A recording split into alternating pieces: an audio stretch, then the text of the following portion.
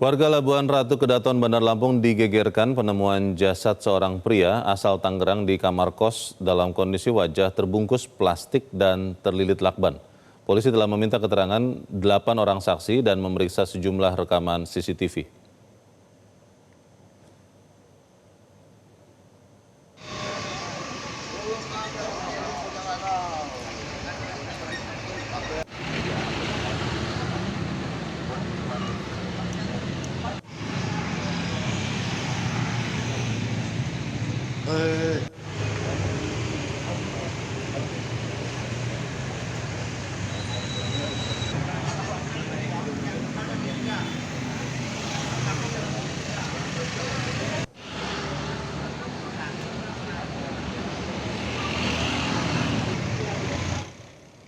Ya, pemirsa, kasus kematian pria terlilit lakban di Bandar Lampung mengingatkan kita atau masyarakat dengan kematian diplomat muda Kementerian Luar Negeri Arya Daru Pangayunan. Puslapfor Mabes Polri turun tangan melakukan olah TKP ulang untuk mengungkap misteri kematian Hindra Jaya. Untuk mencari tahu, kita akan membahasnya bersama dengan kriminolog Universitas Indonesia, Adrianus Meliala. Prof. Adrianus, selamat sore. Selamat sore, Mas Leo.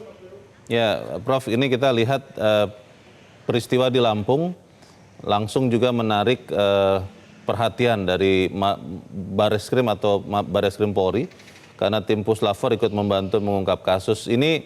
Apakah karena memang yang disebut-sebut bahwa jasad ini ditemukan dengan kepala tertutup plastik dan terlilit lakban? Ini mengingatkan kasus Arya Daru atau seperti apa ini, Prof? Saya duga begitu. Jadi kalau melihat pada kasus Arya Daru itu kan perhatian media masyarakat luar biasa. Dan kemudian lalu dikhawatirkan polisi salah dalam rangka olah TKP. Maka agar jangan sampai kemudian lalu indikasi kesalahan itu muncul lagi dan lalu kemudian curiosity atau keinginan masyarakat itu lalu kemudian berkembang begitu lama, maka lalu kemudian kelihatannya dari pusatlah kemudian diturunkan sumber daya yang besar. Jadi saya kira dengan sumber daya besar itu, apalagi dengan ditampilkannya, diterapkannya berbagai alat-alat canggih, maka kita segera bisa tahu apakah ini adalah kasus bunuh diri, kasus pembunuhan, atau mungkin juga kasus yang ada kaitannya dengan konteks fetis misalnya begitu. Demikian. Ya, sebetulnya kalau kita mundur sedikit ke kasus Arya Daru kan juga masih terbuka ya dugaan orang bahwa belum satu kata penyebab kematiannya. Apakah Anda melihat bahwa kasus di Lampung ini bisa jadi juga menyisakan tanda tanya atau seperti apa, Prof? Ya, kalau dari segi saya kan dari awal memang mengatakan ini adalah kasus bunuh diri pada kasus Arya ya.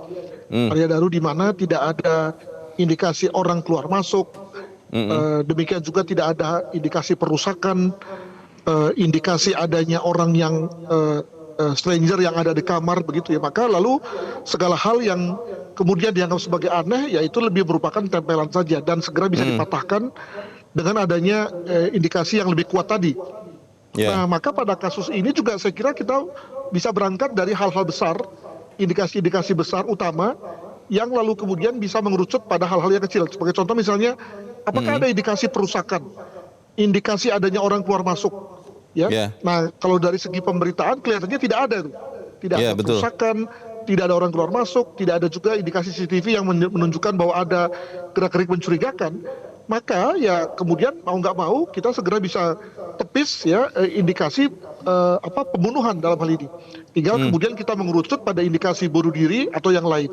Nah, saya kira kita dalam rangka bekerja efisien kan begitu ya, daripada kita buka semua opsi, padahal sebetulnya sudah ada opsi yang kelihatannya lemah. Demikian.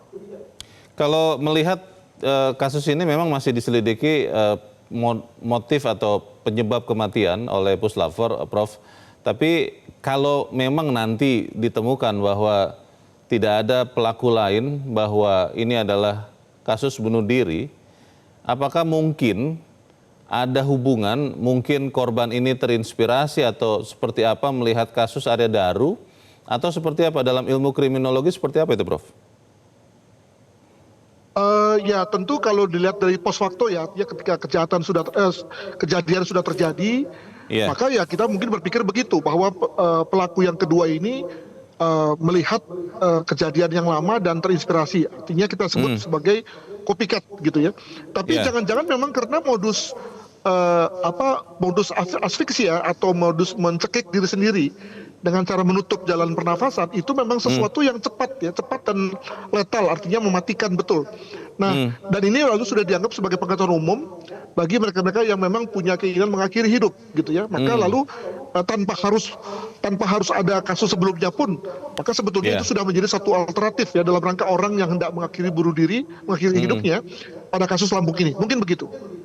Tapi kalau dalam kasus Lampung ini, Prof. Adrianus, dari berbagai informasi disebutkan bahwa ada tertangkap di rekaman CCTV seorang pria yang mengantarkan korban ini sebelum kemudian ditemukan korban dalam kondisi sudah meninggal.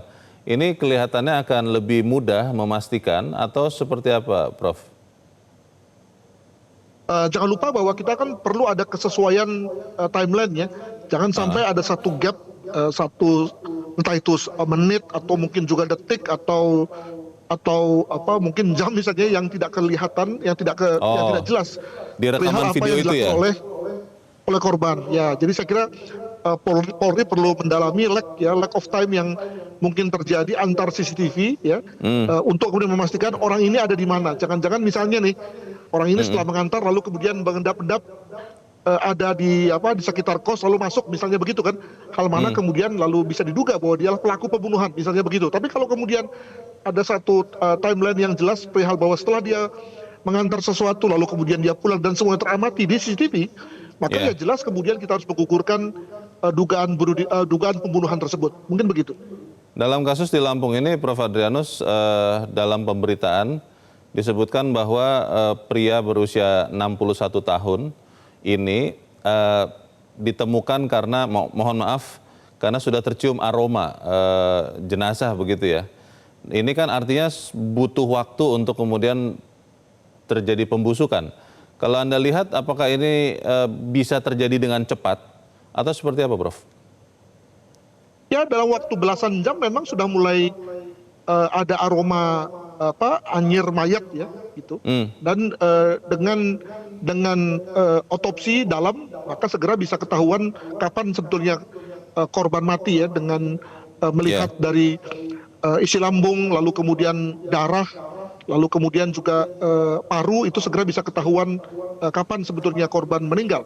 Baik. Lebih daripada itu juga misalnya ketahuan apakah misalnya pada jalur pernapasan korban ada O2 atau tidak. Hal mana kemudian kalau orang yang dengan sengaja menutup jalan pernapasannya atau tidak ada asupan pernapasan, asupan oksigen, segera bisa kelihatan bahwa itulah sebenarnya penyebab matinya. Demikian. Baik, kita tentunya menantikan hasil puslapor supaya kemudian ada kepastian ya penyebab dari kematian korban. Terima kasih Profesor Adrianus Meliala sudah mencerahkan kami. Selamat sore, Prof. Adrianus. Jelajahi cara baru mendapatkan informasi. Download Metro TV Extend sekarang.